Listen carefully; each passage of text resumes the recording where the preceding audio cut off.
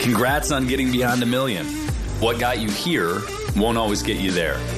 This is a podcast for entrepreneurs who want to reach beyond their 7-figure business and scale to 8, 9, and even 10 figures. I'm Brad Weimert, and as the founder of Easy Pay Direct, I have had the privilege to work with more than 30,000 businesses, allowing me to see the data behind what some of the most successful companies on the planet are doing differently. Join me each week as I dig in with experts in sales, marketing, operations, technology, and wealth building. And you'll learn some of the specific tools, tactics, and strategies that are working today in those multi-million, 8, 9, and 10-figure businesses. Life can get exciting beyond $1 million.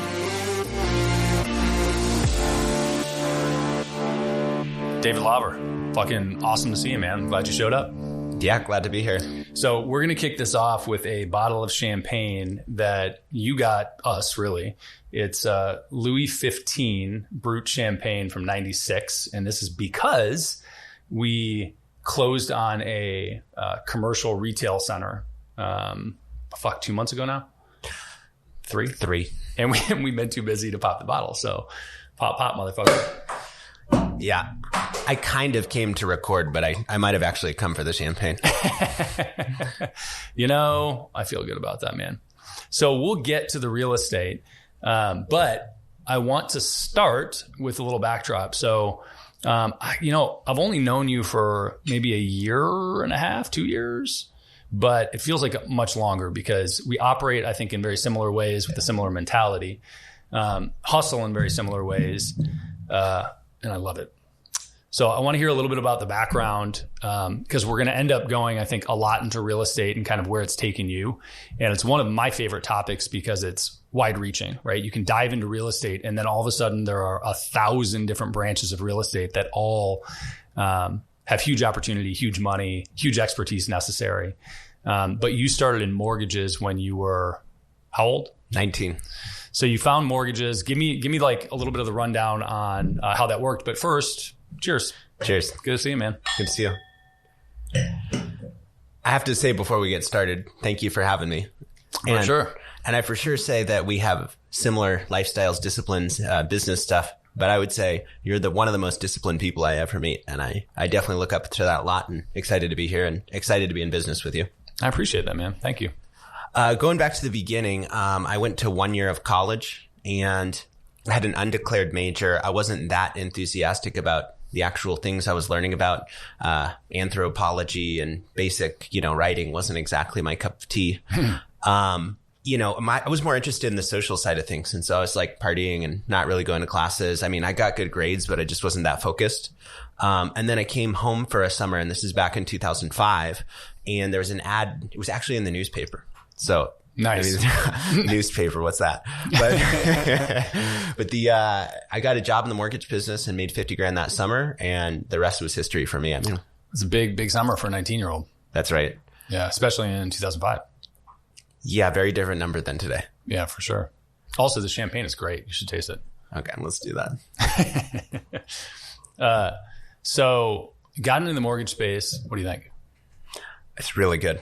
Yeah. Okay. So a waiter recently told me that champagne is often measured in bubbles. People like the quality of bubbles, and there's good bubbles and bad bubbles. So now I'm trying to learn about champagne bubbles. That's interesting. I don't know anything about champagne bubbles. Where's Justin Donald when you need him? Yeah.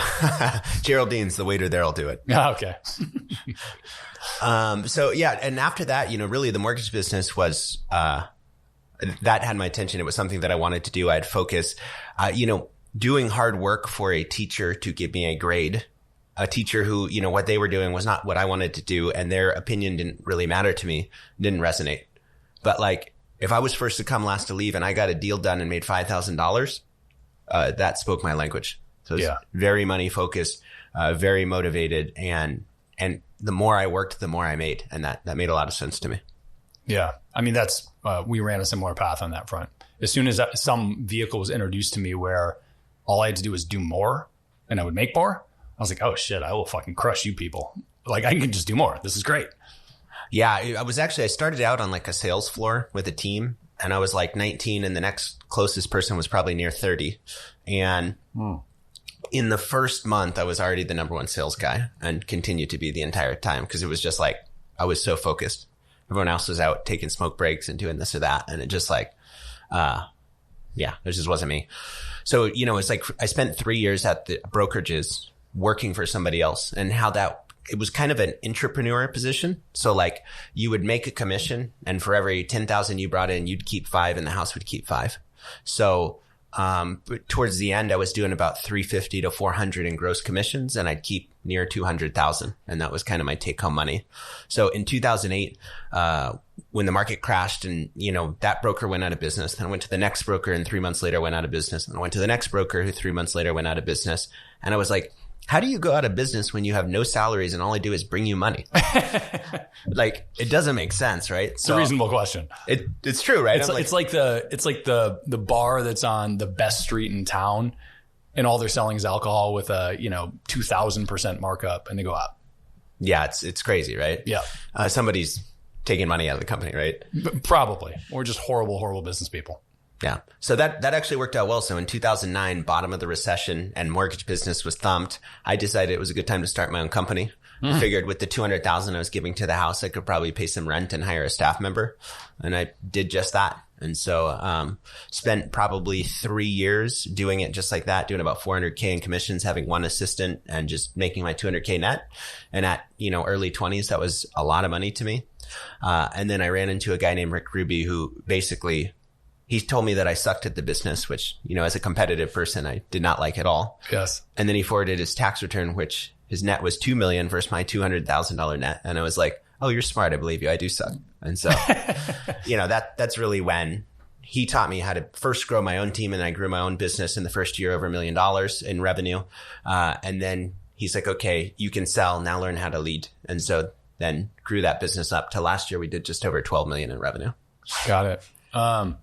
Awesome. So one of the things that I historically have been terrible at is listening to those people and actually following their advice. So I had a similar path where I grew up in sales, and I was, making good money, and a manager in the company came to me and was like, yeah, I'm making way more than you, and you have a cap on what you're going to make. But instead of me getting challenged by it and listening to him, I told him to fuck off and kept selling stuff.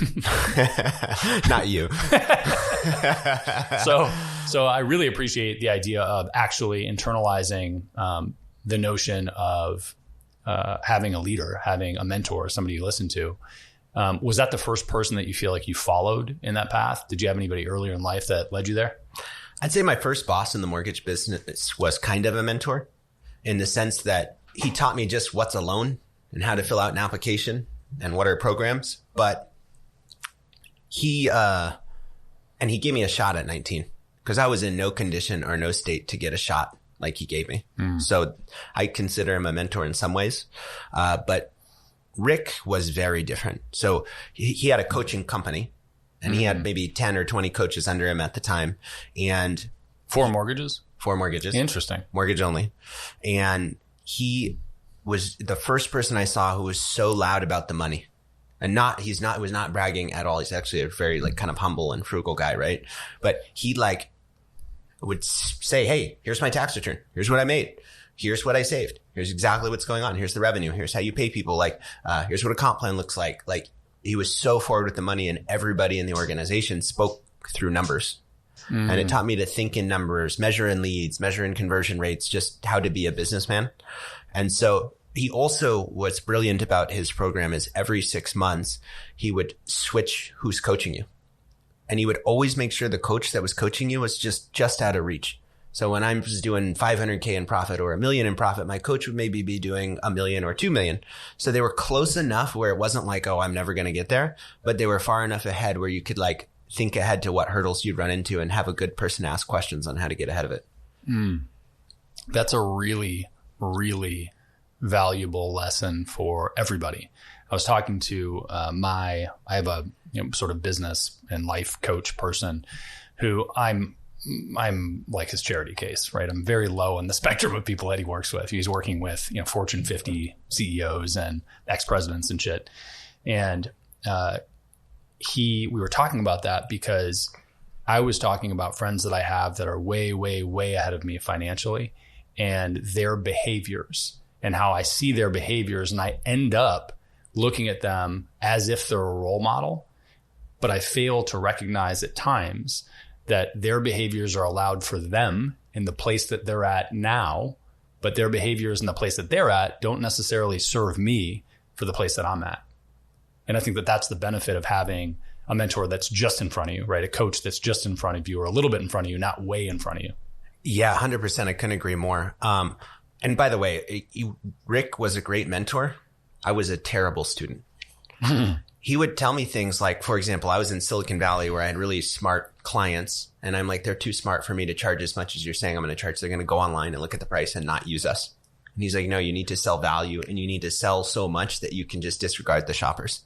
And so I probably spent 3 years fighting him on that fact. And then when I finally changed to his way, no one batted an eye and we basically like doubled our income. Mm-hmm. And I could think through dozens of things where I thought I knew better and I didn't. And so, but it took me like time. And then once I did it, I'd always look back and go, he was right.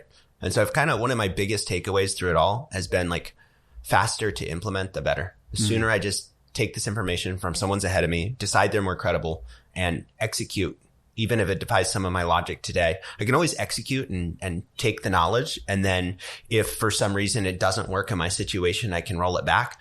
But so far it's very rare that that's what happens. I love that. Well, and even if you can't roll it back, even if you can't undo your decision, you can make another one, right? You can execute again.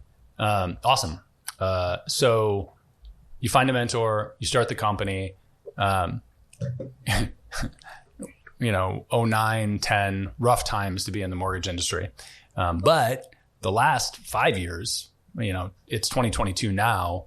The last 5 years have been amazing, right? Killer. Like rates have been so low that everybody is just refining, buying stuff, et cetera, right?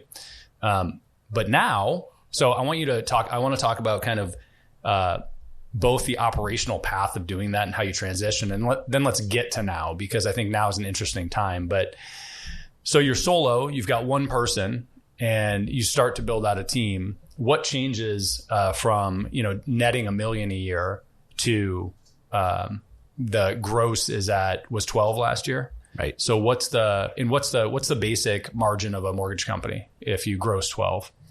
It's a little tricky because you have like a cost of good. So it depends on how you think about it. So generally, let's say for each loan amount, you get 2%.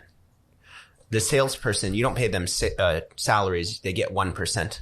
So the house gets 1%. Mm-hmm. So a good mortgage company, if you consider the sales commission a cost of good and you're just looking at the 1% that the house makes, usually a 30% profit margin means you're running a good business. Awesome. Cool. Okay. Good frame. So on that 12 million, we netted 3. Got it. So yeah, going from the original, I am so glad that I started the business in 2009. First off, if I had tried to get a lease today or 3 years earlier, I didn't have the financials. It's like a 19-year-old kid with 12 grand in the bank, but like no one was renting office. So I found this company had gone out of business. It was a furnished office. I didn't have to pay anything. And they needed a sublease. So I got a super cheap rate and they were like paying half the rent still. And I was just paying half and I got a 3-year deal or whatever it was. I think it was a 4-year deal. And it was literally, I think back, it had to have happened that way for me to do it. And then I built my foundation on a really difficult time. And that's just my baseline for how it should be. And now the company, I've got dozens of sales guys and some of the guys that I've groomed from scratch over the 5, 6, 7, 8 last years, they were making big money, 500 grand, 700 grand, 800 grand. And they're 30 years old, right? They're doing great. But now that the market's turned, they've gone for like 800 to near zero. And like not having the base of that really hard work and really big discipline. So it's, the last 5 years were more about like, how do you manage too much business? But I also I'm naturally a skeptic. So I have that like entrepreneurial paranoia. And I remember 2008. So I'm there like, I'm not going to go hire up 10X right now and then take all this revenue and then fire everybody. I'm going to just pay my existing staff. Most of them made near double and people were probably working double. But then now that the market's gone down 70%, I don't need to right size anything. It's the team's already there. They just understand it's going back to what it was. I feel you. So Okay, so let's talk operations first. So the jump when you started bringing people on, it sounds like, and I know in the mortgage industry largely, but one of the reasons that I have the baseline of it is that mortgages are very similar to payment processing, which is very similar to insurance, right? Where you have kind of a back end entity that is actually creating the quote unquote product, and in mortgages that is the loan itself, right? And it's a bank that has the terms of the loan. And payments, you have a bank that's doing the processing, and insurance, you have some giant insurance company, and usually you have a broker and an agent, right? So you functionally, correct me if I'm wrong here, right? But your mortgage company functionally is a mortgage brokerage. And then are you marketing, and you have agents, I think, but are you marketing, are those 1099s? Are they W-2s?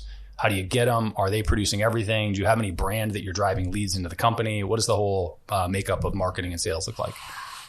Yeah. So, and this is, again, a lot through the teachings of Rick. He's an old school guy. He does not have a smartphone. He does not have a computer. What? He makes $20 million a year and has 90 million in cash. Like, I just listened to the man. Like, that's it. Right. But so that's how we're structured. So we're basically, the loan officers act as if they're 1099. They have no salary, no base pay. They only eat what they kill. They have to get paid on W-2 for certain government regulations with that business, but you can functionally think of them as a 1099 person and kind of 50-50 on the revenue they bring in. We basically, our job is to make relationships and get referrals. So we simply, every single LO gets a sheet each week. They're expected to take 20 meetings and make 60 phone calls. And those are not operational phone calls. Those are calls to get business. And I mean, honestly, even to this day, I like have my sheet up and I'm making my 20 meetings and doing my 60 phone calls every single week, like no matter what. It's like a baseline discipline. And that's how we do it. Honestly, it's old school. Go meet them. Not a ton of technology, focused on relationship building. How do you get the agents? The people that I have? The LOs, yeah, loan officers. I've recruited. So it's funny. It's much like a sports franchise. Like you have your guys that you draft and you grow them up through your system. And then you also have your free agents that you go buy. And usually the free agents, you got to pay some big split to. Maybe they want 60 or 70% of the revenue. Whereas the homegrown ones, you start them at 30 and you kind of grow them up to 50. So it's cheaper to grow them yourself and it's more expensive to buy them. I've bought a lot of agents and I usually don't like the dynamics. We have a very specific system for how we do it. And I like to take ex-athletes, guys with high drive, high energy, guys and girls, with high drive, high energy that seem like they have the propensity to sell, and then groom them through my system. And actually, I have guys that I've taken them from $0 to $1 million a year. They've been with me a decade. Guys in their young 20s, gals, same thing. And I personally prefer to promote from within. Yeah, that makes sense. Okay, so How did you find the people though? You running ads? Were you running ads? And by the way, this is also, so you're going from, 1 to 12 or not even, right? $500,000 to 12 million. You hire the first person. How'd you find the first couple? Yeah. Okay. So first I focused on supporting my own sales until I was maxed out. So I had one back-end operations person. I hired a second. And then I hired 3 upfront people who would sit in the office all day and make phone calls to potential prospects and set meetings for me. So I would no longer I'd still make phone calls, but less. And I'd be more focused on further along the sales process. And then my fat calendar would just be filled. I'd have 20 to 30 meetings a week. I just like I'm a slave to the calendar. I'd show up, drive to wherever it told me and take the meetings.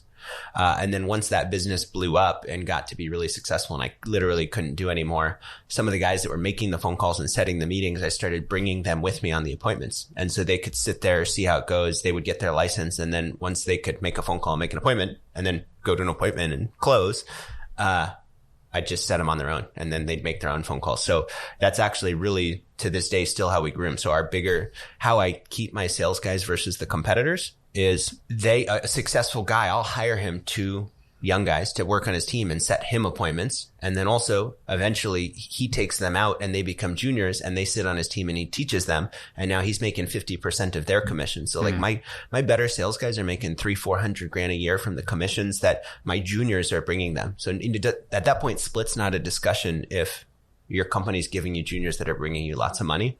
And so, But where do we find them? Man, I've hired everywhere. I've been through all kinds of recruiting trainings. I know every disc test, sales drive test, any analysis you can think of. It's hit or miss. I just find that like good people have it and bad people that aren't going to work don't. Like we just hire a bunch off of any board. We put them in the role. If they don't hit the appointments in a month, like it's over.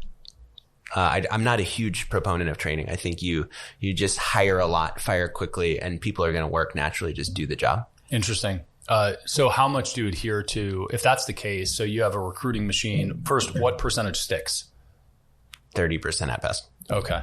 So we hire 3, expect to keep 1, and we think of it like school semesters. So we do like 3 a year. I like it. Hire all 3 at once. Hire all 3 at once. They're competing, fighting. Love it. Yeah. Okay. So I had some other question, but it's gone now. Sorry. Yeah, no, that's good. It's perfect. But it's an ongoing recruiting machine. So what is the training? Oh, actually, that's not what I was going to ask. What I was going to ask is the training, but you already said, hey, we just run with it and let them see if they can do it. Presumably you have some training that you bring people through to teach them loans, right? In the beginning, all they're doing is making calls. Here's a list of real estate agents, financial planners, and CPAs in town.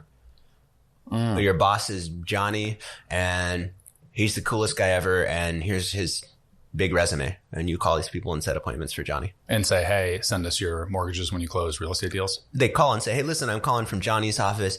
He saw that you're one of the best financial planners in town. He wants to talk about referring you business. What's a good time for him to come by your office? Love it. What personality profile do you use, and how much do you lean on it? For salespeople, I generally think high D, high C, so DISC. Although there's a test, it's Dr. Kroner, I think, is the book. It's like how to never hire a bad salesperson. He does a sales drive assessment. It's like $100 or $200. It basically grades people on a 1, 2, 3, 4, or 5. I've almost never had a 3, or if it's 3 or better, they're usually going to succeed. So that one's probably the best salesperson test I've seen. But again, I don't like to pay for the money until they've done a disc for free. They've come in, we've met them, we like them. Then I'll do the paid test. And then if they pass, that's usually like, let's put them on. But the training, what I just told you, that's the training. That's like, here's your list. That's your script. Go make calls. Damn. I think that actually works operationally too. I know this, like, we've built out our processes in Salesforce where like we actually at that cusp, we were probably 4 million in rev trying to figure out how to get on to, the next level. And it was like inconsistency in our back end and our operations. And we brought in some consultant who basically like engineered the whole loan process and mapped every single thing out in Salesforce, and each thing closed out triggers the next person's task, and everyone like has their process and it's all categorized and tasked and blah, blah, blah. My good people were like, I'm already doing the job really well. And now I'm spending 2 hours a day, like clearing these tasks and like doing data input. And then the bad people wouldn't follow the tasks in the system anyway, and they're still bad. So it's like, I know this is probably not like you said earlier, the thinking to get to say $100 million company, it's probably not what I'm saying, but at this level of business with, 50 employees, $12 million business, I think it's a small enough business where I can always get A players. And if somebody's just not an A player, then like, I don't want to like give you a babysitting checklist. Like you're just either good and you want to do it or you're not. Yeah. One of the things that I think is fascinating about life really is that there are 50 ways to get to the same outcome. And somebody said something to me earlier today, and I just thought, man, that was a very strong, definitive statement, as if it was fact.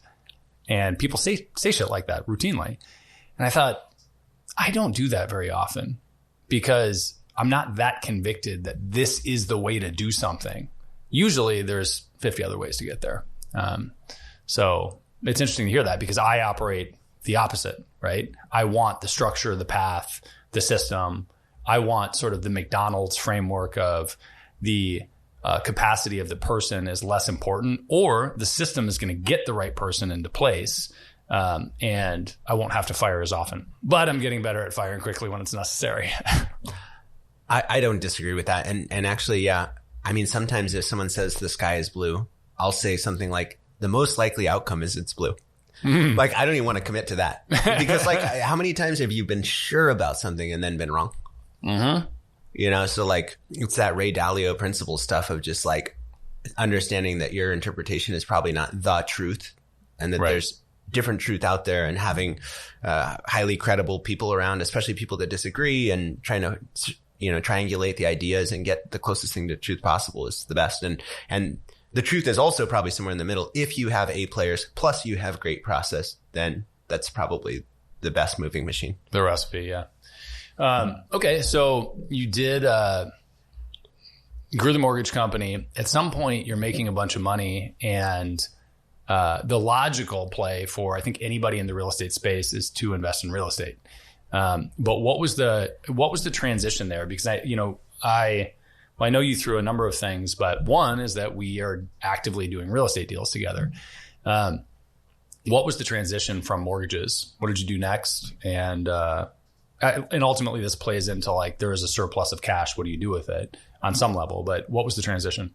Yeah. So at this point, I probably had 10 sales agents. Part of what we were doing was signing real estate offices to have a couple hundred agents. And I'd take my sales guys and put them in those offices. So they'd sit in the office, and they would also call on the roster of that office. So their 20 meetings and 60 phone calls was on the roster that they're sitting in. So they're hanging out, interacting, going, grabbing people, taking meetings. And I'd have to pay some cut of our revenue to the broker. But it meant we just had like a super captive audience. So at this point, we probably had 6 or 7 of those offices. And we were doing good business and had a ton of realtor relationships. One of those realtors once brought me a deal. It was like $1 million. And we literally bought it. Me and him bought it together, put like 20 grand in, and sold it for 1.3 million like a month later. And then we thought we were flippers. Sure. Yeah. But really, we just bought it, right? Honestly, the 20 grand we spent on it was a waste of money. The guy who bought it tore it down and built something nice, right? So, but him and I then created a partnership and started, I basically funneled my entire network of loan officers who each had 100 agents they were chasing, and said, hey, if anything's off market and it's a great price, we'll buy it. And so we were getting about 30, 40 leads right out of the gate a month of off market properties. We'd maybe buy 1. And we started out buying 3. We successfully turned them over. And so at that point we were like, hey, this is a business. Although, I will say this, I thought flipping was passive income, which was a giant mistake. I figured out, was like, oh, who's doing the books? Oh, who's organizing the sales? Oh, who's doing this? And I realized like all the infrastructure that a normal business needs, that business needed. Yeah. Cadence of meetings, certain team, disciplines, all this stuff. Yeah. And you're dealing with, blue collar workers, right? You're dealing with contractors to execute the lipstick on the pig, so to speak. Yeah. Contractor management is, if that's not the biggest challenge of that business, maybe acquisition, but acquisition and contractor management are probably the 2 hardest things. So that business got going.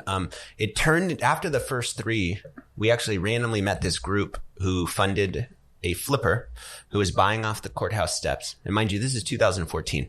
Mm-hmm. So from like 2011 to 2014, that was like when you could still buy off the courthouse steps. They would give him the money and he'd buy it right off the steps and flip it. And they had some agreement on how they split up that money. They made a lot of money off of him. He had done so well through that process that he moved on to doing commercial syndications and he didn't need them anymore. These guys still needed to place their capital. It was a significant amount of money, and they didn't have a horse because they didn't want to do the work anymore. They needed somebody who wanted to do the work. So I step in, and over the years, they've given me over 8 figures of equity that we've also used leverage with. So we've done probably near 100 million in deals. Let me break that down. First, buy off the courthouse steps. Can you break that apart? Sorry. That's back in 9, 10, 11. Houses would foreclose. When it forecloses, the action is the bank puts it on the courthouse steps, and an investor can come in with cash and buy it that day. Got it. And generally speaking, it's at a discount, but it's kind of tricky because you haven't seen the title. You don't really know. You got to just buy it right spot on. And so it's definitely a tricky business. Okay. And they didn't have a horse, so they didn't have somebody that would actually do the work to renovate and increase value and flip the property. That's right. Right. And so did you build out, you can have some champagne. You keep grabbing for it. You're like, I want champagne. So did you have a team at that point that would develop the properties for you? Because as you said, flipping is a full-time job. Like you need a squad to do it. You need project management, you need organization, and you need to stay on top of it because the time costs you money, right? Maybe you bought it cash, but even if you bought it cash, there's holding costs in terms of opportunity costs of what that cash could be doing. And if not, then you financed it and you have a cash flow consideration, right? You're paying for it while you're waiting to develop the property, waiting to fix it. Yes. So to start, I already had an operational business that was making me money. And I had accounting staff and marketing people in that business. So a lot of the infrastructure stuff was my existing staff. And I'd be like, hey, I know you're working in a loan company, but do me a marketing thing for this. You know, like, so I leaned on my team. So that was big, but also my partner. So I was a 50-50 partner with a realtor, and he was sort of towards the twilight of his career, I think early 60s at the time. And so he still did good business, but it was like it was a realtor, you know, just like his buddy would call him and he'd do a deal here or there, you know, like it was a good business. He's making like, you know, 6 figures plus selling real estate, but he wasn't busy. So he would like meet the contractors, drive around. If there was anything that needed to happen, he would just run and do it. And then once we raised the capital, then we hired a team. And even the team, we paid nobody a salary. We brought on a full-time marketing person, a full-time project manager, full-time accountant. The accountant we paid hourly, but the other two, we would only pay percentage of profit. So we kept our overhead at zero. So that business, and we weren't taking distributions. So we made millions, and it was all net profit. We literally had zero expenses, and we just like cut people out at the end. I mean, but also I had a day job. I was working full time in the loan business, like 80 hours a week. So that's how that had to be. So, at what point did you transition out of 80 hours a week? So now, like fast forward to now, and we're in a unique space, and I think we can talk about kind of, the 2022 and beyond era of what we're doing now. But before that, the business is doing well. It's kicking off, 7 or multiple 7 figures for you annually. You start investing in real estate. At what point, where was the business when you said, or the other investments when you said, hey, 80 hours isn't what I'm doing here? Like, how did you make the decision to say, I don't need to be in the business for 80 hours a week? And how did you do that? This is probably 2016 or 17. Loan business, say, is doing $1 million net a year. And that was my full-time gig. We ended up buying a $5 million apartment building. We did really well on the deal. I think we put 500 into it, and we sold it for 7.3, like 12 months later. We also bought a pack of homes, 19 homes, for 4.3 million. No, we negotiated down last minute. We retraded 3.8 million at the last second, and we sold it for 7.2 in like 6 months. Wow. It's a hairy legal issue. We don't need to get into that. But that year, that business netted, I think, 2.5 million. The loan business did $1 million or 900, some number. And that was a moment where I stopped and said, hold on a second. I always thought the loan business is what was making me money. But actually now, with almost no time invested, this other business is making me way more money. Maybe I need to flip flop. So it was really the dollars. Once the business got big enough and the dollars spoke, then there was reallocations of time. Also in that process, my partner in that business, when the $5 million came along, he was already of near retirement. He had a nice balance sheet, a nice portfolio built up. He didn't want to sign on to the $5 million deal because if something had gone wrong, he didn't want to risk his already secured nest egg. Totally fair, made sense. We were just at different phases in life. So that was the point where I made my own company. And then from then on out, it was, everything else came into my business. So then a couple of years, I was mostly focused on the investment side of things and let the loan business run how it runs. I kind of flip-flop my time. And then COVID hits and I freak out because I have all this real estate and projects going. And then all of a sudden the Fed crazily prints $10 trillion. And a major consideration of that is stimulating mortgage bonds. That seems fake. They printed $10 trillion. That seems like that's not real. 35% of all money in circulation. It's the dumbest thing ever. And anyway, so rates dropped to 2.5%, and everybody and their mother needs to do a loan. And now all of a sudden I don't want to buy anything because I don't know how long things are going to be locked down or what's going to happen in the real estate market. So I paused acquisitions and I pivot back to flipping my time back to the real estate company. So 18, 19, early 20 was mostly investment. And then in early 20, obviously with COVID, it flipped back to the loan business, and the loan business was just killing. And so that was great. And so we focused on that, and that was what we needed to do. So I think And even today, right now, the loan rates have gone up to 6%. The loan business has slowed down a lot.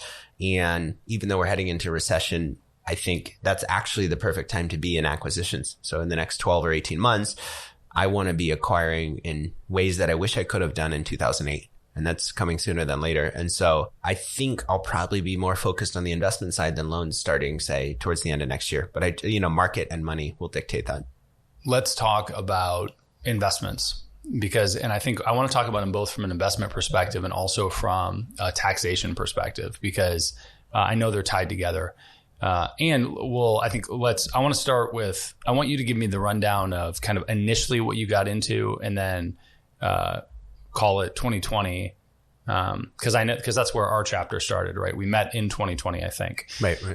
Summer of 2020. Yeah. So, one of the things that's fascinating about real estate, I mentioned this earlier, is how many different verticals there are, right? And if you're very good at single family and you do single family homes, maybe you touch multifamily a little, but probably you don't do apartment buildings, right? You might do like a quad or a duplex or something.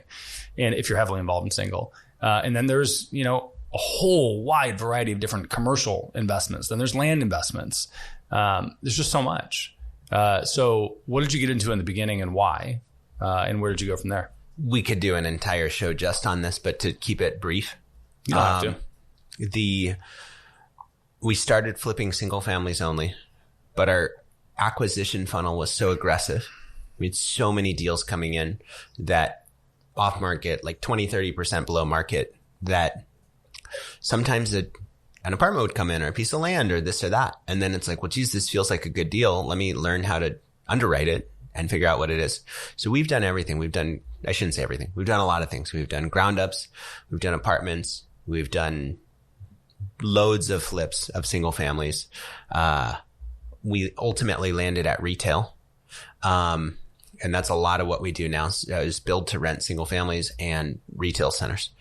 But thinking through the progression of that journey, it was, the flipping was supposed to be passive. And then I realized I had bought another business and that wasn't what I wanted because I was already feeling stretched and burnt out.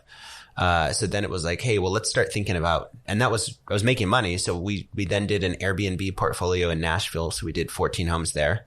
Also thought that was passive, but turns out that's not passive. I was buying another business. Yeah. Chasing around 14 bachelor parties a weekend is definitely a business. Yeah. Then we did apartments, got up to 130 apartments. And, that was closer to passive because you have a manager and it's a somewhat simple asset class with 12-month leases. 130 doors. Right. So apartment doors. Was that multiple apartment buildings or one? Yeah, all over the country. Oh, interesting. Why didn't you focus on one geographical location? It was just wherever the deal came in that it was 30% of their market. So we focused on strike price more than geography. Did that present problems with management? You'd get a manager in each place. And certainly the manager quality is different in each place. And I could see the value in partnering with a great manager and then focusing assets around there. But like, if you're talking about a 5% line item on your income sheet versus say getting an asset 20 or 30% under value, it's like you're going to get focused on the asset acquisition more than the manager. Cause you can always fire at the manager. You can't change the asset. Well, you can, but it's very expensive, right? Yeah, but it also goes back to passive versus active business, right? So while that's true, focusing on the profitability of the asset itself against the quality of the manager, if you have a shitty manager, it becomes an active business. And if you have a really good manager, it can potentially become passive. My experience through many, many managers and many markets and many apartments, as a rule, they're all pretty bad. So you're just like, I'm going to have a bad manager and I've got to manage the manager and there's certain cadence that's needed and it just needs to be done. But you're right. If you had 5 buildings with one manager, you could have one set of cadence, like one weekly meeting, whereas we had 5 weekly meetings that were maybe a little shorter, but same cadence, probably not too much more. Yeah. I didn't love apartments. It's the margins are just rail thin. You lose a couple tenants, someone's out for 2 months instead of 1, like the slightest little thing, and your little 6% cash on cash goes to 2, like immediately. It's a very detailed and minute asset class. And in the flips, I was used to dealing with like, I think our average profit was 400,000 a deal. Big so chunks. If there's a 20 grand here or 50 grand here, it's like, you don't want to be cavalier, but you're still making good money. Whereas the apartment where you invest $1 million and you're making 60K and you have a 30K, oops, like crushes your bottom line. Yeah. So I didn't love that. Okay. So that led to retail. So retail's a great asset class in the sense that if you have a good tenant, you sign a 10-year lease and you don't get any phone calls. They also if you lose that tenant, it's very expensive to replace them and it's hard to find. Right. So it's like, it's an interesting mix because it's like, if you have the good tenant, it's the best. But when you lose them, it's expensive and hard to replace. So it's a little of both. How do you safeguard against that? I personally, the way I got into the flip business or the retail centers was kind of by accident. One of these off-market deals came in Sacramento. I had owned some apartments in Sacramento at the time. So I was like, yeah, you know what? I'll buy this. We already are up there. No problem. And we had a Golden One credit union. We bought it, renewed their lease, and then we had to fill the inline tenants. And it took a while, but once we did, I was just getting 10 grand checks a month. And I was like, I like this. This is great. So then what we did is we decided, let me find the tenant. So we partnered with the gym franchise because we thought it was a good retail center tenant. It fills up a lot of space. And now we can buy centers that have lost a Toys R Us or Kmart, put the gym in, build our value, and then move on to the next deal. I think I missed something there. How did you meet the gym people? So I know the story, right? But I feel like there's a lot of backfill into that equation. Yeah. Well, so it was like, I would say this is probably a generic business principle. Mm-hmm. I have 3 or 4 or 5 ideas. I have like the vision board up of where I want it to be 5 years from now, but I don't have the who. But once the vision's in my head, when I bump into the who, I'm just like, boom, you're it. I got it. And then I go. So like I had the Golden One credit union. I was making money with 10-year leases. I knew that I was like, I like this asset class, but you got to solve the tenant issue. I randomly walked into a gym in San Diego. They had just opened this new gym. It was $9 a month. It was Crunch Fitness. The gym was great. I'm like, geez, how does this business even make money? I don't even think I was thinking retail center at this point. I was just curious how the business made money. So I took the owner out to lunch and we had a chat. And then once I spoke with him, I like fell in love with the business model. And this challenge with retail is Amazon's killing everything. Toys R Us, Kmart, right? So you need an Amazon-proof business, i.e. gym where someone has to go in person. And then you need a recession-proof business. They're $9 a month gym. So I think when recession hits, people are dropping their $200 yoga and running into Crunch.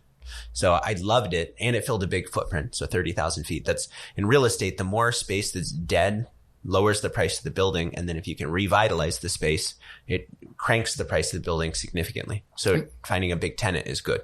Because they're valued based on leases. Right. Cash flow. Right. More occupancy. Great. Mm-hmm. So I just, we made a deal. We'll buy the spaces. We'll give you a finished gym and you operate your business and pay us market rent. And also because you didn't have to raise any capital to open the gym, we're also going to get a part of the gym. So we own a part of the gym and then they pay us market rent on the real estate. It's a great business model until you find yourself in California in 2020 owning a giant gym that is the anchor tenant of a retail center. How did that play? It's funny you ask. So our first gym that we opened, I'll give timelines for frame of reference. This opened in October of 2019. So we were new, but we had a proper pre-sale. In a gym, how that works is 4 months before you open, you put a van out front or a big trailer with a sign-up desk, and you do pay-per-click ads, and you start signing up tenants ahead of time, and you do discounts and giveaways and pre-sign up deals. So we opened that gym with 3,000 members and then we grew well. So when COVID hit, we probably had 5,000 members. So that was like an established gym. And what's the member count where you break even? 5 to 6. Okay. 1,000. But when you get to like 8,000 members, you're making $600,000-700,000 a year. Yep. So it's a good business and it's subscription, right? Mm-hmm. So COVID hit. We froze everyone right away. We didn't charge them. Like we got ahead of it. And I remember I was sitting in Southern California, LA by the beach, and some gym had rolled out some turf and did an outdoor gym. And I like went and worked out there because, at the time everything was fully locked. Right. Mm-hmm. And I was like, oh, we're doing this. So we spent some money, rolled out all the equipment outside, did turf, did the whole thing. We had like a full 30,000 foot gym outside. Crazy. And on your property, on your retail center. Yeah, because we had a giant retail center with 150 stall parking lot. Like we had plenty nobody of was going to. The entire town was locked down. This was back when people thought COVID would like kill you or something. Well, most people. It's in California for sure. But which of course it did kill people, but like I followed. Yeah, Worth clarifying though. No COVID rabbit holes here. Yeah. We blew up. We were the only gym in town to open outside. So we went from 5,000 members to 7,000 members. It was amazing. So we had like kind of the chokehold on the market because no one else was doing that. And we owned the real estate and everyone else was renting. So they had to like negotiate with landlords, figure things out, blah, blah, blah. And we just like acted quickly. Although our other gym in California, we bought in March of 2020, like 2 weeks before COVID hit, which was lovely. Yes. Finished construction in September of 2020.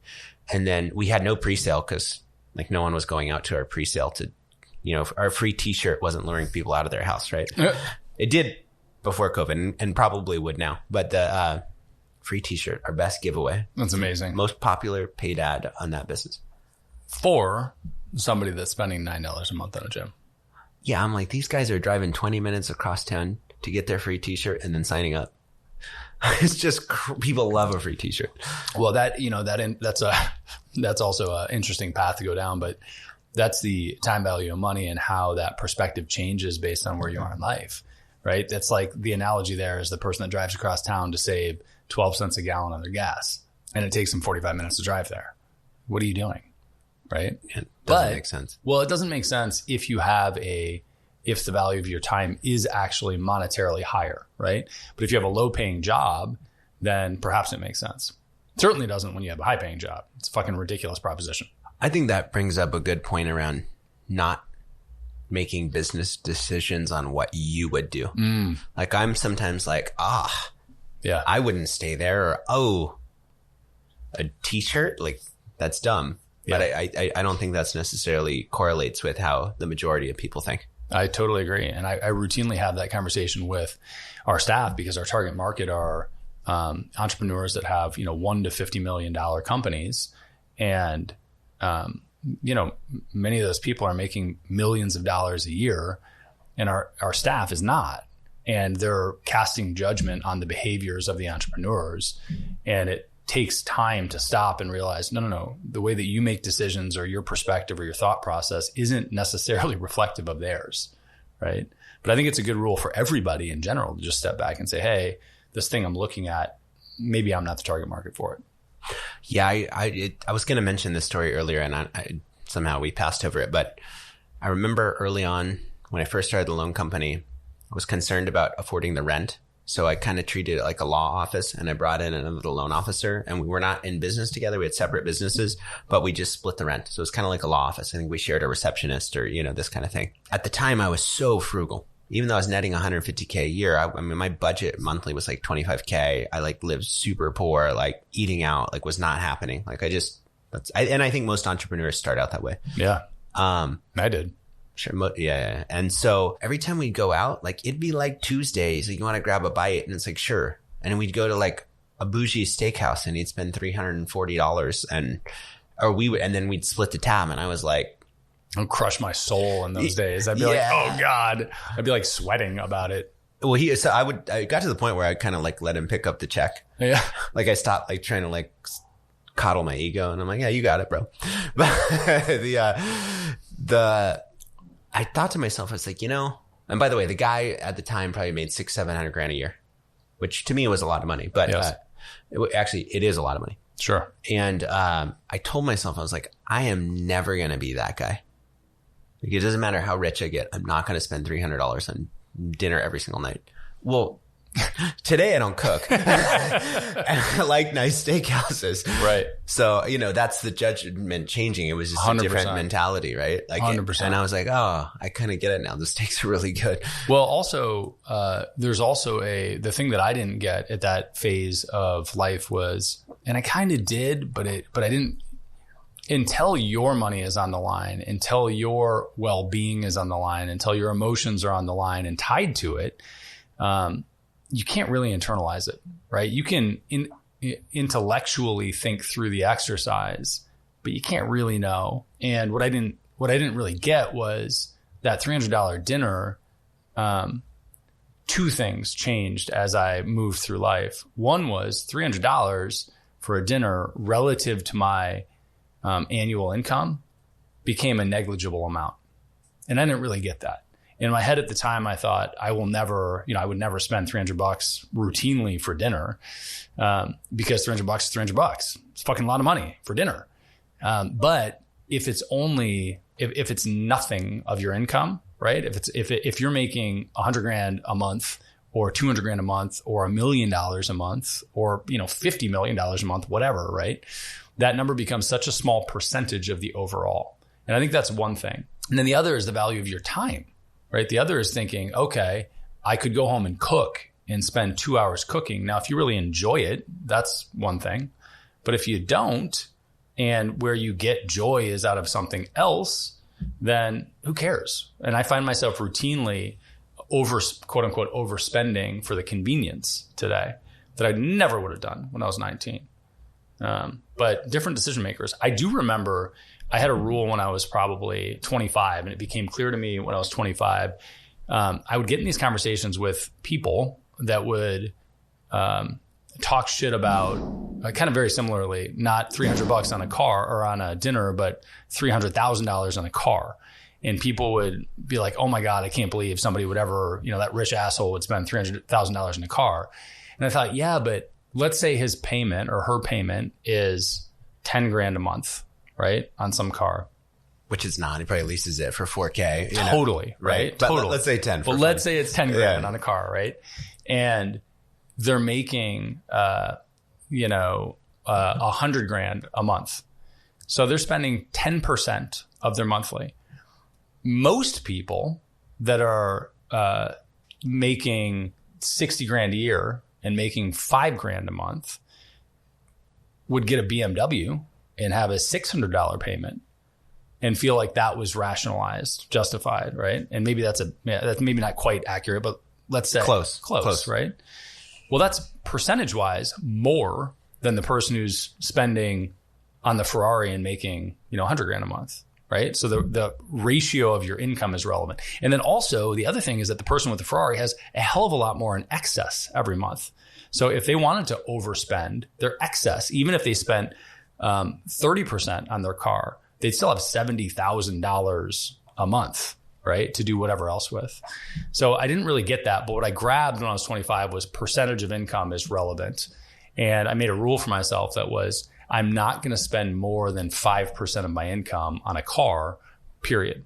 And so for many, many, many years, based on that rule, I never bought a car. I had a car that I had the same car for 20 years until probably actually when I moved to Austin. And then some giant fucking Austin pickup truck backed into me in a Home Depot parking lot. And I kind of wasn't paying attention. And he just slowly backed into the front of my car and totaled it. Like sure, because it's worth $642. Yes. Yeah. Well, I had a very old, 1997 BMW Z3 and a convertible, and I loved it. It was awesome. It weighed nothing. It was fast as hell. It was super fun. But this is like, 2017 or something. I'd had it for 20 years. And at that point I was forced to buy another car. And then I bought another BMW that I hated. And it was just terrible. And a few years went by and I was at the point, this was a transitional moment for me where I was at the point where I absolutely shouldn't be concerned with what I was spending on a car payment.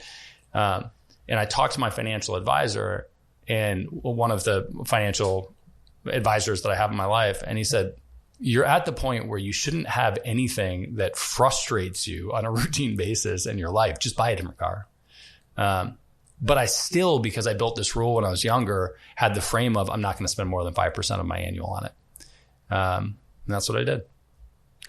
I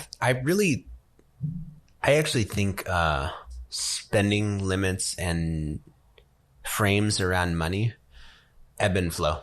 A mutual friend of ours who's a 9-figure net worth, I'm not going to mention any names. I remember we were like out somewhere and he started like freaking out because the bill was kind of expensive or something.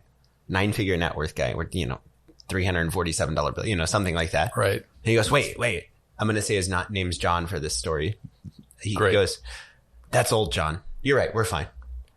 And it struck me because obviously he had spent a long lifetime of being super tight and saving to get to the position that he's in. And now he's in a certain position where it's more important to his life to enjoy what he has and live well. And so I at times, as things have gotten really, really good, I'll, you know, let a little more loose and enjoyed life. And also now we're heading into recession and now I'm ebbing the other way. I'm going through all my discretionary spending saying, yeah, I could afford this. Let's say my brokerage business goes down 70%. I'm still making 7 figures a year net. And I also have all these other things going on and a lot of passive income. Like I'm super fine. But today I'm going more back to like hey, like I'm not spending $300 on a steak and I want to tighten things up and I'm keeping everything really tight and like hoarding cash and wanting to be ready for what's to come. And I, you know, that's just the season that I'm in right now and I'm comfortable with that. And I think it's powerful to have the ability to sway between the two. Yeah, I do too. And I think that one of the underlying considerations there is the expectations that you have for your own life and that you set for your own life. And if you don't take the time to plan, and this applies to basically everything, to business, to personal, to financial future, to wealth building, et cetera. If you don't take the time to plan and set expectations for yourself, you're going to consistently live in a space of discontent and worry and anxiety or some other emotion that's not settled because you didn't set the target. And if you just make a decision and say, hey, this is where I want to be, and you're clear on it and you commit to it, which I know that sometimes we have a challenge with, then all the other decisions line up, right? If you commit and say, hey, this is a season where I'm going to be tight with money, all other decisions feel comfortable with it because you know the goal is to be tighter with money. And if you're in a season where it's abundance and you say, hey, speed over frugality, then it's fine to spend money because you know that there's just burn, right? You're just lighting stuff on fire for the sake of speed. But it's about setting the expectations and being clear on them so that your decisions can be in line with your path no matter what. And I will say early frugality, every great entrepreneur I know always started frugal. I say that like pretty adamantly. It's possible someone could like think of the one exception or got you, but like that's my general experience. Everyone starts out tight and then maybe later they change, but like it's part of it. Fiscal discipline is a very big part of business. Well, I'll give you lots of examples of the alternative. So you say that and I feel that way because we are bootstrapped entrepreneurs. And largely my ecosystem is bootstrapped entrepreneurs. But every time I talk to, interact with, have great conversations with funded entrepreneurs, man, rule set's different. And the kids that grow up in Silicon Valley, like you did, sure, that go the VC path the whole way, the funded path the whole way, I can't say the same thing, right? And I look at a Steve Jobs, a Zuckerberg. Now, Bezos is an interesting alternate example because his whole business model is about frugality, right? His whole business model is about chopping margin to grow. But many, many others, because it's, hey, how can I just find more money to dump it into the business? So I don't know. Do you feel like it's different for the VC crowd or? I can't wait to see all this shake out right now. So the last 2 years, these VC founders, and a lot of them are in their 20s, right? Right. So they didn't live through 2008. Right. They didn't live through 2001 where you had the internet bubble get absolutely annihilated and companies died. And so these guys have been just like gotten used to like term sheets fed on a platter. They have just a decently thought out idea with a barely frame and they're getting $10 million at a 50 million valuation. That is over. That is way over. For now. But you're talking like 30% cuts on valuations at least. And then if you took money at that old round, like taking down rounds is very challenging, to not have the fiscal discipline to like, if your burn rate is 8 or if your burn will have you 8 or 12 months from now, you may not be able to get another round in the next 8 or 12 months. So like these guys need to lay off and they need to start thinking about like, how do I create massive fiscal discipline and get very frugal because I need to stretch my burn rate to 24 months. And all the ones that don't, they're going to die. And there's going to be a lot of consolidation, and the smart capitalized VCs that have been like waiting for valuations to get right are going to come eat up a lot of great companies. Like I think there's going to be a lot of pain and a lot of realignment through this process. So this is a season where fiscal discipline, even in tech, applies big time.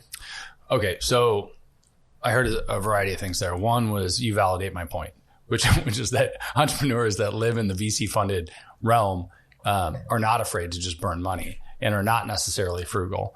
And then you used a whole bunch of language that some people know and some people don't, because if you're living in the funded space, or like you live in the finance space, and you spend so much of your time analytically thinking about deal structure and the financial structure of things, and you move very quickly mentally, which is impressive.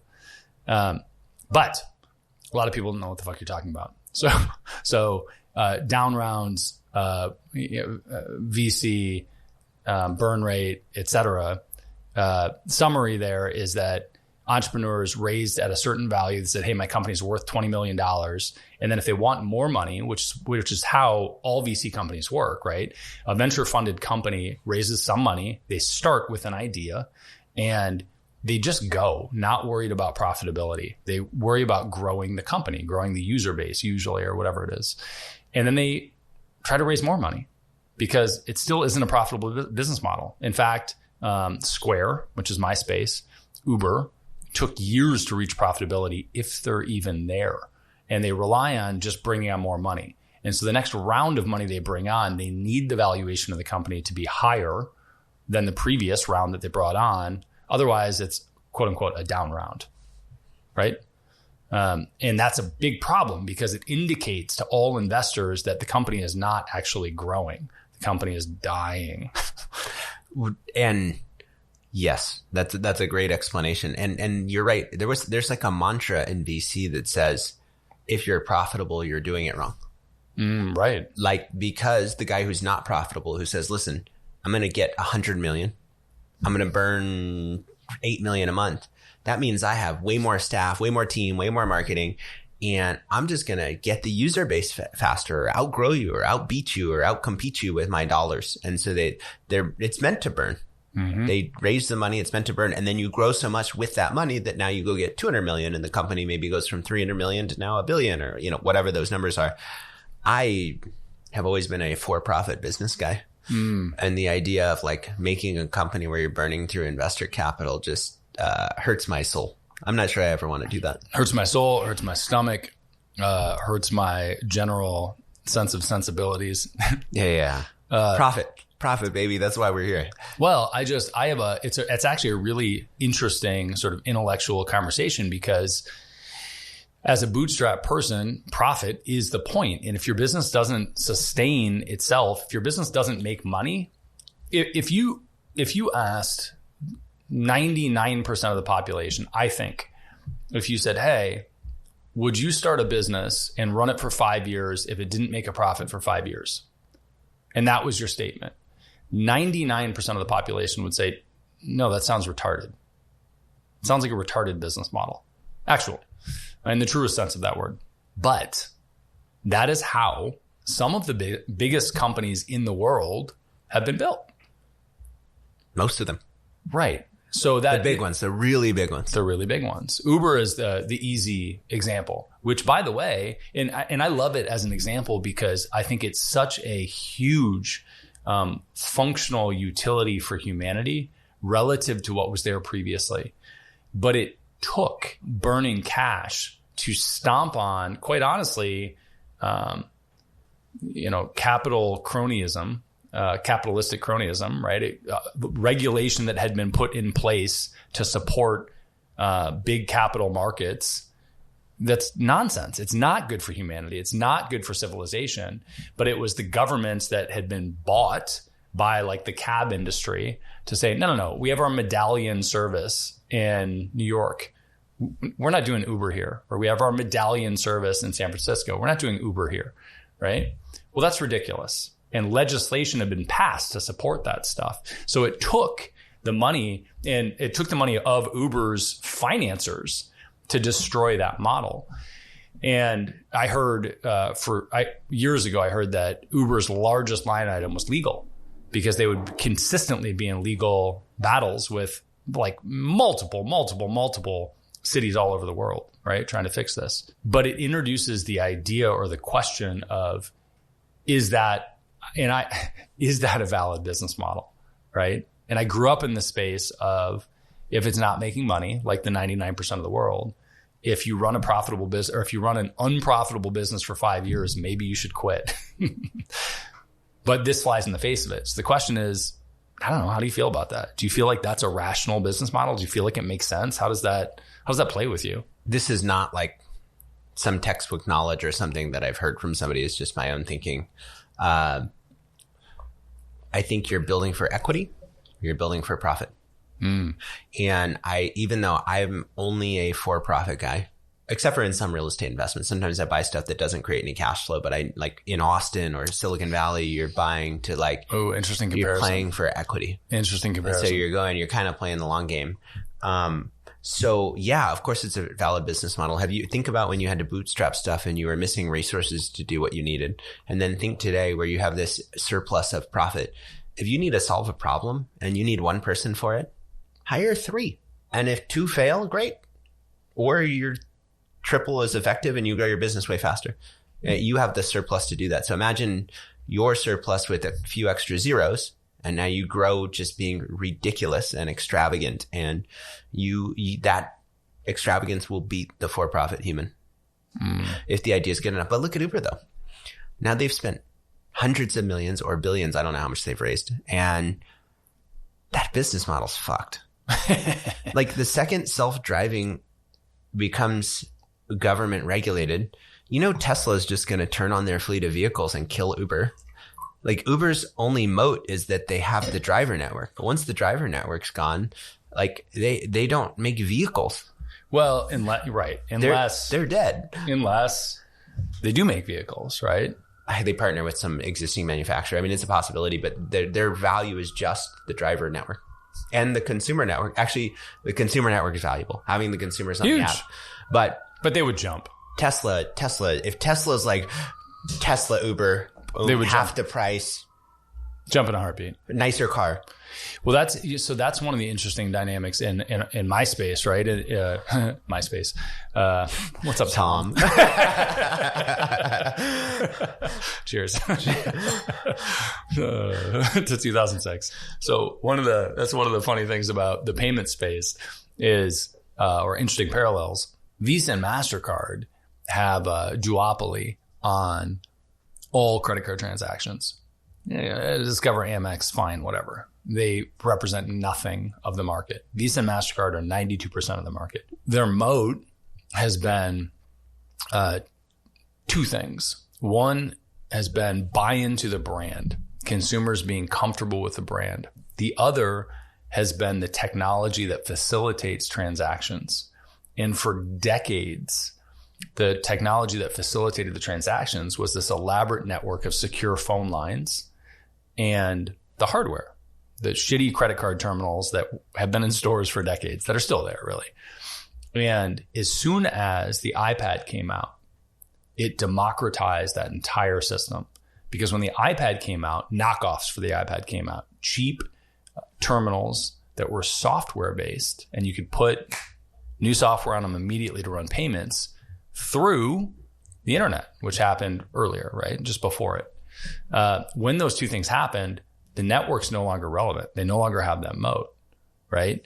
And then it's just the brand itself. And so in the analogy, the network is the drivers, right? And as soon as that disappears to automated cars, i.e. the internet, then you have just the brand of Visa and MasterCard or the brand of Uber.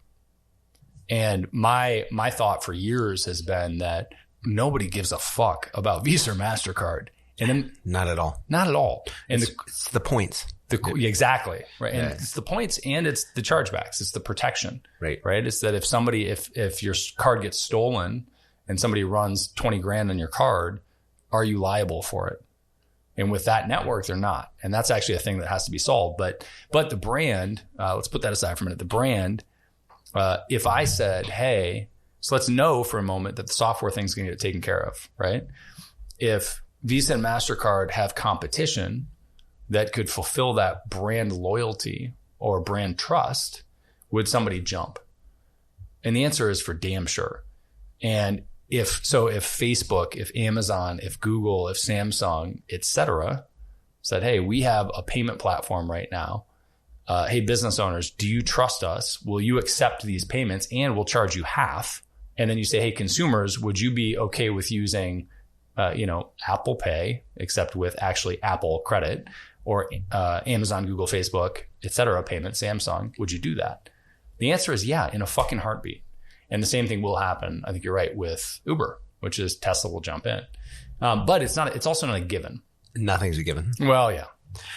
So is your base case that Uber plays out, or in 30 years, is there Uber? My base case was just an example to go on my rant about payments. Well, I wonder why Apple Pay hasn't stuck though.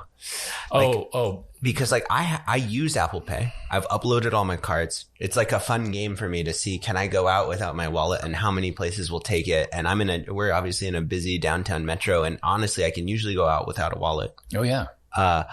Well, we were in Europe and everything was tap. Everything was tap. It's weird to me that I don't like the Apple ecosystem. I'm sure I could just press some buttons and apply for their card and use an Apple card or whatever. But for whatever reason, I've just got my cards and I tap with them and I just don't. But I don't think about chargeback protection. I do think about points. That's it. Right. But that's because you have money. Right. So if you don't have money, chargeback protection is a big fucking deal. Right. Huge deal. Well, and every time I've had a card taken, they always protect it. It's never been an issue. Right. And I lose a lot of cards. Huge deal. I know you do. So Apple Pay, I'm gonna consolidate this rant because it's payments and it's geeky, but Apple Pay is doing exactly what it's supposed to be doing. So Apple Pay, I think, this is Apple's very long game very long play to win the game that I just laid out. Right. So Apple Pay Apple Pay hit hard when they dropped. They contracted 220 banks to participate, issuing banks. So the credit cards that issue, or the banks that issue credit cards, 220 that started with Apple Pay. Boom, immediately. They integrated to softwares immediately to be able to communicate via NFC, near field communication, which is what phones communicate to the terminals with in stores. This was their first step to getting you to use your phone for payment with credit cards, but it was only to indoctrinate you into the system. The next thing that they did was introduce an Apple credit card. And this is a slow roll. This is years later. And the Apple credit card, what people didn't see in that product that they still don't see, is that one of the fine print items is that you can actually use your Apple credit card to pay somebody else that has an Apple credit card and exchange cash like you would with Venmo, but card to card. So these are Apple to Apple transactions, peer-to-peer transactions for a 1% fee. And what people don't get is the power of that in the next version of what they're going to do, which is if business owners have an Apple account and consumers have an Apple account, then the Apple Pay proposition is going Apple to Apple, and you can escape the Visa MasterCard ecosystem. And the business owner pays 1% instead of the 3 that they're normally paying, right? And so I think that that's where we're walking. And I think Apple is doing a really good job of the long game here. And I think that the other players that I mentioned are going to do the same or something similar, but Apple is doing this very long strategic game. I love Apple Pay. Whenever the government decides to put my ID through my Apple wallet, I'm not going to carry a wallet. You're trusting Apple. Yeah. Because I want my face protecting my card and ID more than a wallet in my pocket. Isn't that more trustworthy? Oh God. Yes, I agree with you. And I was at Whole Foods last night, and by the way, Instacart has told me that I've saved 672 hours since I started using them. I don't go to grocery stores normally for that reason. And by the way, great gamification by Instacart. They're like, hey, you saved all this time. And every time I see it, I'm like, that's right. Fuck you, grocery stores. And for a time guy, you're like, at $1,000 per hour. Totally. But when I go there, I'm checking out and there's a new terminal next to, so there's like the normal credit card terminal. And then there's a new terminal that has the Amazon smile on it, an arrow. And it says pay by Palm. And I was like, oh shit. And there's like buttons on it and it's like, get started. And I start doing it and I'm like, whoa. And I know this because I'm a geek in payments and I've read up on this and I know that they're doing this, but instead of a Face ID or a fingerprint, it's a palm print. And just like your finger, your palm is unique. And so that is your new password functionally to pay.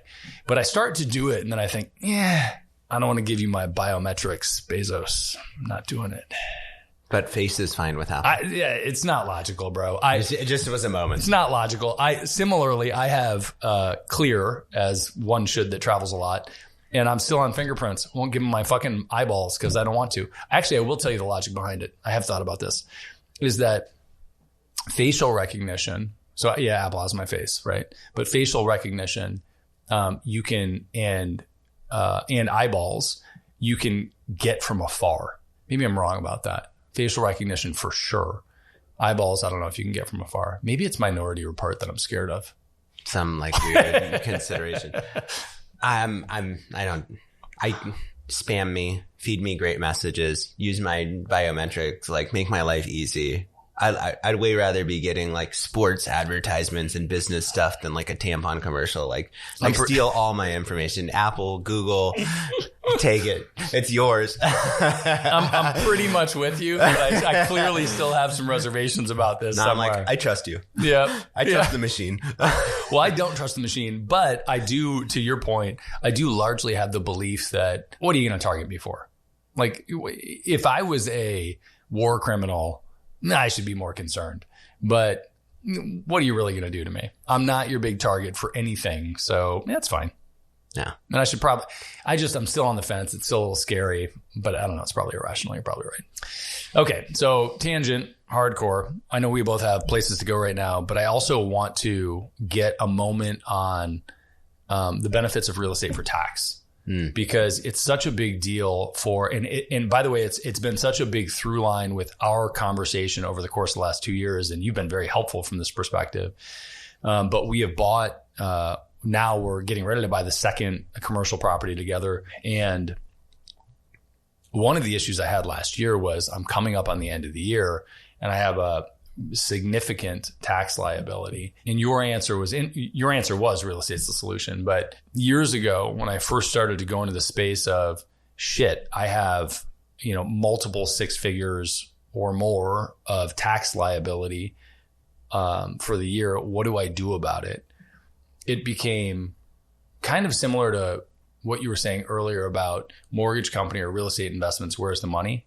When the tax liability became big enough, it became real to think, shit, I should probably clear my schedule and focus on how to fix this problem because the biggest impact I can make is fixing this problem right now. And so then I got into learning about all these different vehicles, right? Insurance vehicles and all sorts of shit. I'm not going to list them right now, but one of them is real estate. How did that play into your world and what do you do with it now? How do you pay less taxes? I'll say this and echo what you're saying. The single most time efficient, highest dollars per hour action I have is tax planning. I haven't paid federal income tax since like 2015. And I paid a lot of state tax, but now I'm in Texas. So go Texas. But I also want to be really clear on that like not gray at all. 100% above board, 100% legal, 100% within tax code. You're not even bending the rules. No. Like this is the whole thing. Like, so last year I saved $1.2 million in taxes. And I probably spent 40 hours working on it. Maybe 80, some number. There's nowhere else where I can spend 80 hours and net $1.2 million. I just don't have vehicles like that. Right. And yeah, I'm with you. I don't think that the tax code is like, it lays out the rules. You read the rules and then you just apply them.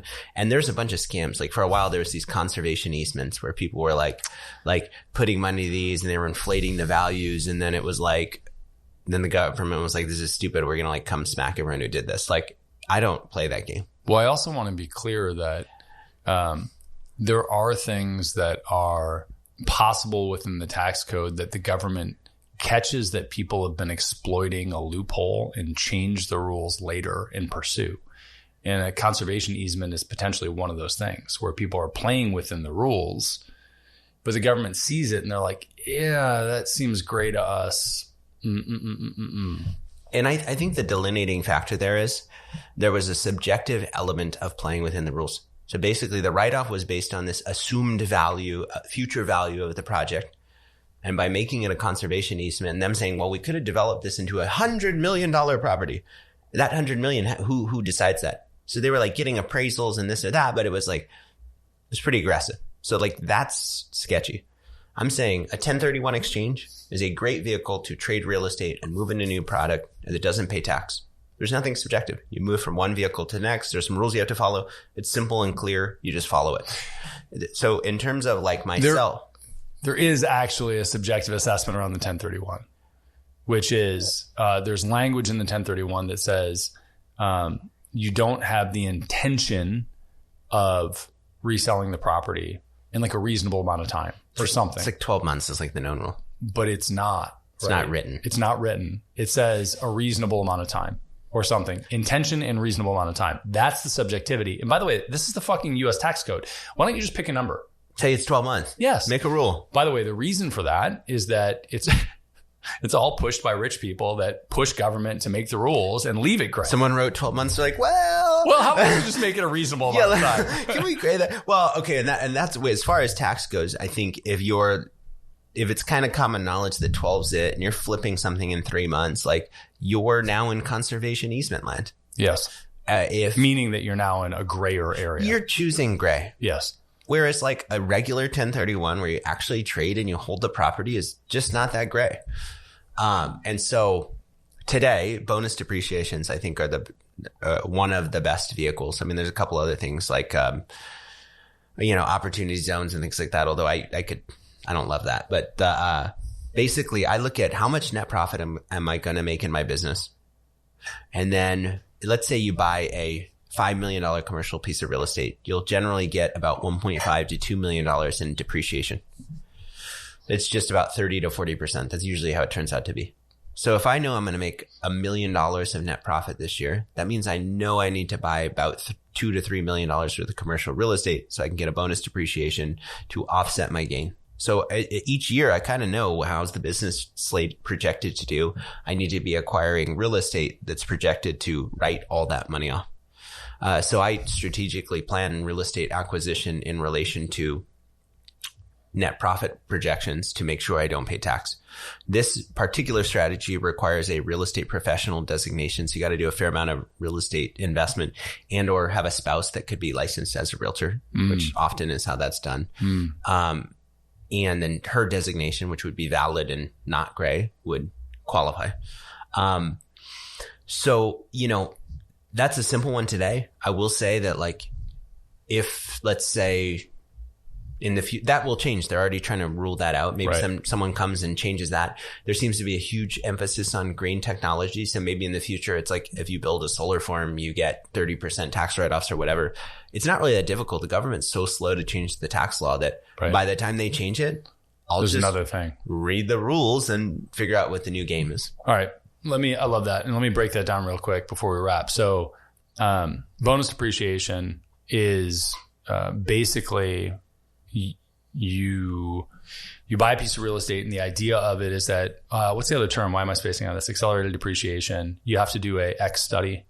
Oh, cost segregation. Right. Cost segregation. So the idea is you buy this, $4 million piece of real estate. And the idea of a cost segregation is to get the bonus depreciation is that you can segregate the cost of the things in the building for the things that are going to depreciate faster than others.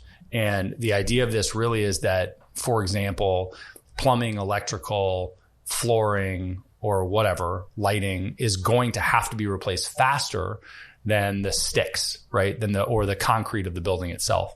As a result, instead of depreciating the whole building over 27 years, you can depreciate those things over 5 years, but you can take the bonus depreciation on the first year.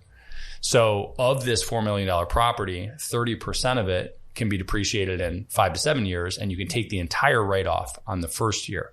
Correct. Right? But you have to do a cost segregation study to analyze what can be depreciated faster and what qualifies for this bonus depreciation, right? Right. And that's how that plays. Now, it's also worth noting that if you sell the building, when you sell the building, that all unwinds, and you have to then pay back that bonus depreciation that you accelerated.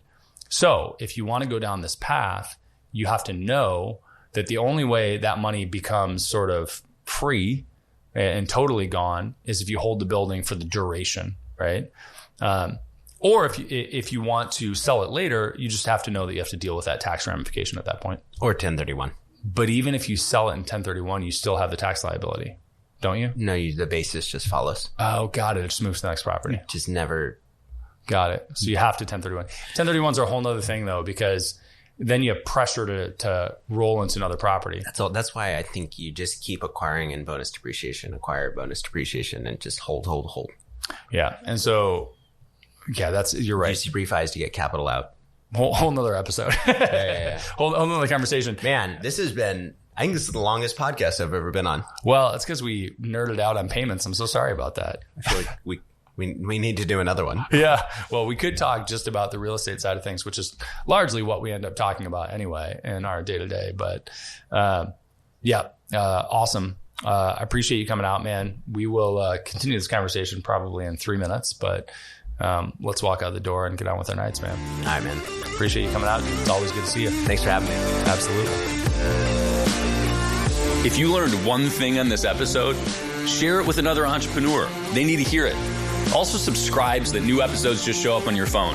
It's a lot easier that way. And if you want the really good stuff, check out our free BAM! Tactics and Strategies course. It's where we curate the best tips, tricks, and tools that our guests know, whether they've shared them on the podcast or not. Just go to beyondamill.com. You'll also find previous episodes and show notes at beyondamill.com.